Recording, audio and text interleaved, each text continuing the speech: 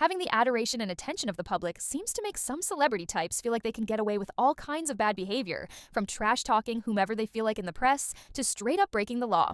However, there are plenty of very famous people who have spent some time in the pokey, if even for a few days, and yet more celebrities who have actually done, or are still doing, hard time in prison. Yes, even if you're super famous, doing the crime usually means doing the time.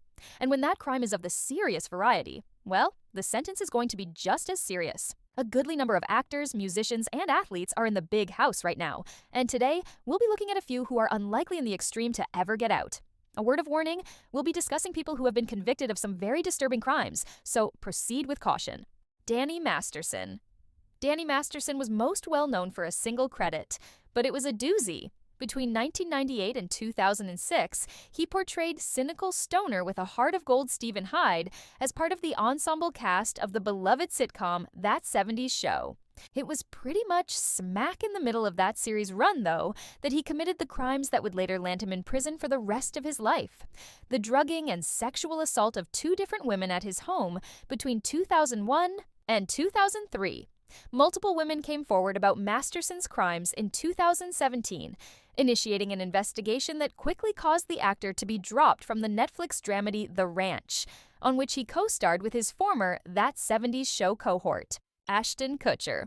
While some of the cases were dropped, two of them decidedly stuck, and the victim's harrowing testimony at his 8-month-long trial resulted in Masterson being convicted on 2 counts of rape in May 2023.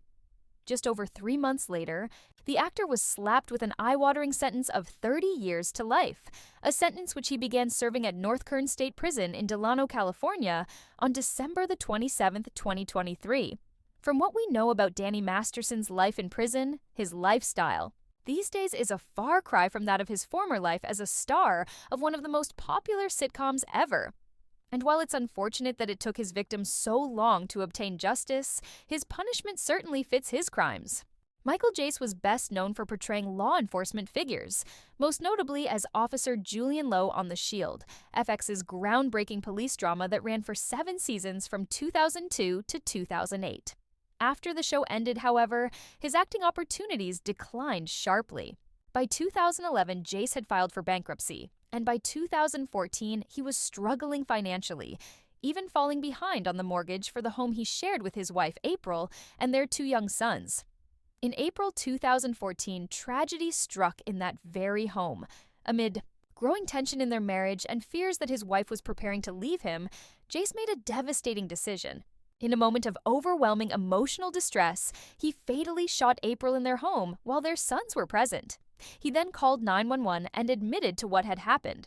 April Jace's death shook those who knew her and the wider community. During the 2016 trial, one of their sons bravely testified, sharing heartbreaking details that weighed heavily in the courtroom. Ultimately, Michael Jace was found guilty of second-degree murder and sentenced to 40 years in prison. At 62 years old, it's unlikely he'll ever be released. Canadian actor Ryan Grantham started his career young, with early roles in films like the 2010 hit Diary of a Wimpy Kid. As he entered his teens, his star began to rise. He landed roles in popular shows like Supernatural and Riverdale, showing real promise in the industry, but his future took a devastating turn, one that shocked fans and changed everything. In March 2020, while struggling with severe mental health challenges and harboring disturbing thoughts, Grantham committed a heartbreaking act. He tragically took the life of his mother in their Vancouver area home. Following that, he set out with harmful intentions toward others, including plans that involved violence at his former school and against Canadian Prime Minister Justin Trudeau. However, before he could act further, he had a change of heart and returned home. Grantham turned himself into the police and, 2 years later, was sentenced to life in prison with no eligibility for parole for at least 14 years. By the end of his trial, he seemed to grasp the gravity of what he'd done. In court, he said, "I cannot explain or justify my actions. I have no excuse. It hurts me to think about how badly I've wasted my life." Harvey Weinstein. Harvey Weinstein was one of the most prolific and successful film producers in history. His fingerprints are on far too many films to list here, including classics such as Pulp Fiction, Scream, and Gangs of New York. Operating. From a position of immense power in Hollywood, he seemed to think he could just smooth it all over when, in October 2017, allegations of inappropriate behavior, mostly offering to advance the careers of young actresses in return for massages and the like, began to surface. In a statement, he related that he knew he had caused a lot of pain and expressed his remorse, but it was not enough. At this time, the Not Me Too movement was starting to snowball, and perhaps emboldened by that circumstance, a slew of additional women began to come forward. Among them were such high-profile actresses as Salma Hayek, Rose McGowan, and Ashley Judd. Within a couple months, Weinstein had been banned for life from the Producers Guild of America and fired from the board of the company bearing his name. In 2019, Weinstein was charged in New York and convicted in 2020 of third-degree rape, receiving a 23-year sentence. In 2022, he was convicted of similar crimes in California and slapped with an additional 16 years.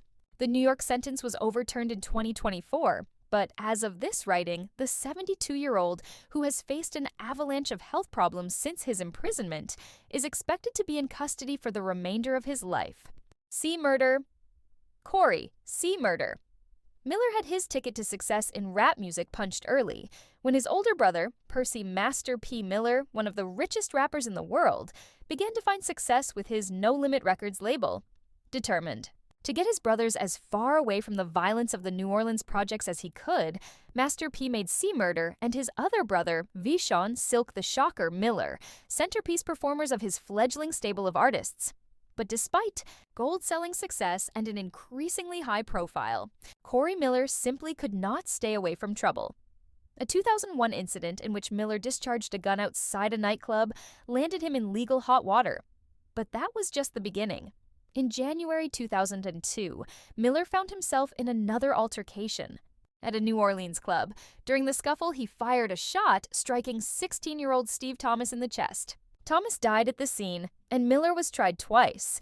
A 2003 trial resulted in a mandatory life sentence, but the conviction was overturned due to the failure of the prosecution to disclose the criminal pasts of several witnesses. Miller was retried in 2009, and largely on the strength of testimony from a bouncer who had helped convict him the first time, he was again sentenced to life. In recent years, celebrities such as Kim Kardashian have publicly lobbied for authorities to take a new look at his case. But in 2023, a federal judge upheld Miller's conviction. William Hayden. Reality shows focusing on niche or unconventional businesses can nearly always attract enough of an audience to justify their budgets, and for 5 seasons beginning in 2011, Discovery Channel's Sons of Guns was must-see TV for firearm aficionados. The series put the spotlight on Will Hayden, the owner of Red Jacket Firearms, the Baton Rouge, Louisiana shop employed a phalanx of gunsmiths and weapons experts to buy, sell, trade, and customize pretty much anything lethal under the sun. In 2014, though, the series was unceremoniously canceled when Hayden was arrested for a horrifying crime: the repeated rapes of 2 preteen girls, nearly 2 decades apart. Hayden was tried and convicted in 2017, receiving life in prison plus 40 years, with the judge also stipulating that there would be no opportunity for parole or any other form of early release.